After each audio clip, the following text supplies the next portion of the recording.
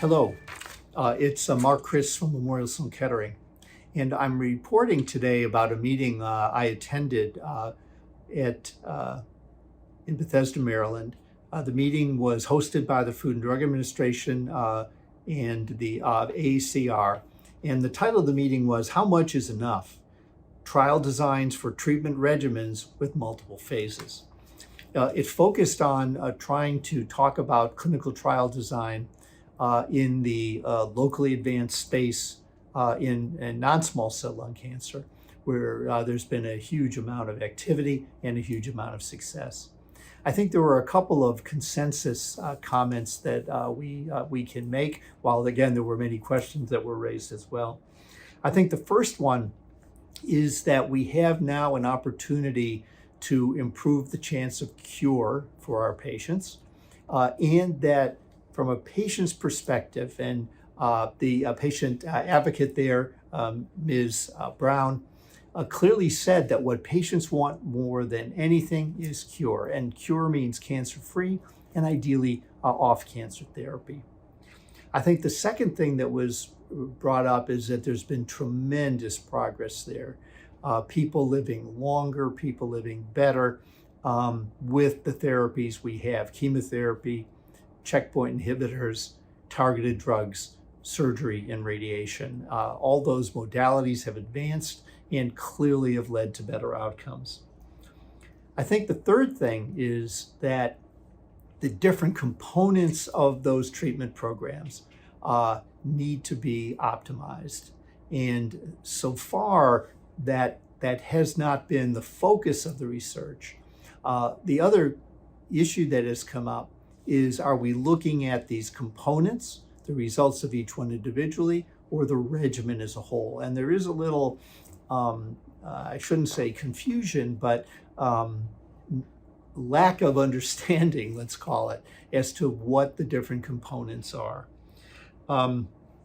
There was consensus also that if we're going to make decisions about these treatment regimens, we need to base them on data more than anything else. And there was a great comment there by Tatiana Prowell that let's say the length of the adjuvant regimens of checkpoint inhibitors in these trials, while they may be based on science, somehow the amount of time it takes for the Earth to rotate about the sun is not the kind of data we want to use to base these decisions on. Pretty much all of these regimens used a 1-year time frame. Is that the best one? Well, the truth is we don't know for sure, and we do need to know. Obviously, we don't want to overtreat people, and we want to give them, however, the most effective therapy we can. And the only way to do that is to design trials that can do it. And that was the next message here. We need new trial designs, and specifically trials that have multiple randomizations built into them.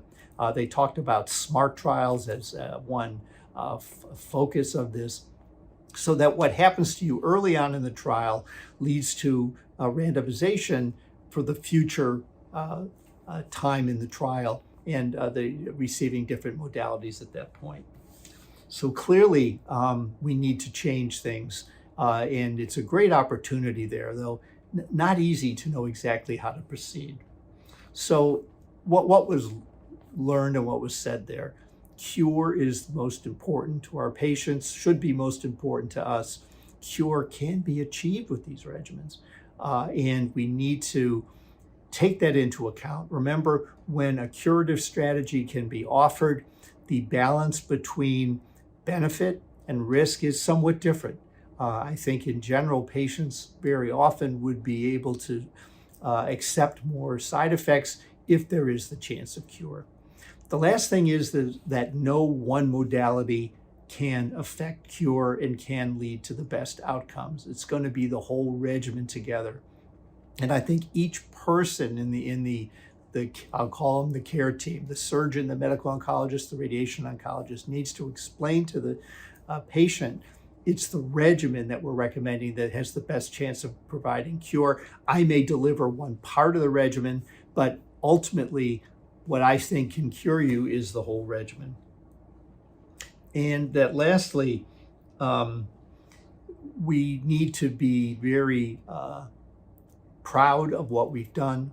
We need to make sure that the advances we've achieved so far are given to every patient that could benefit from them.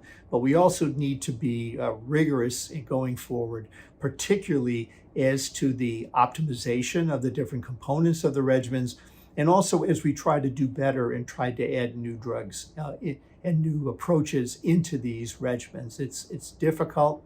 We do have some ways forward, and I think the FDA did us a great service by putting everybody in the same room, as it were, to try to talk about how we can move forward here. But clearly, it's not going to be business as usual going forward. The stakes are high, but the benefits are going to be great.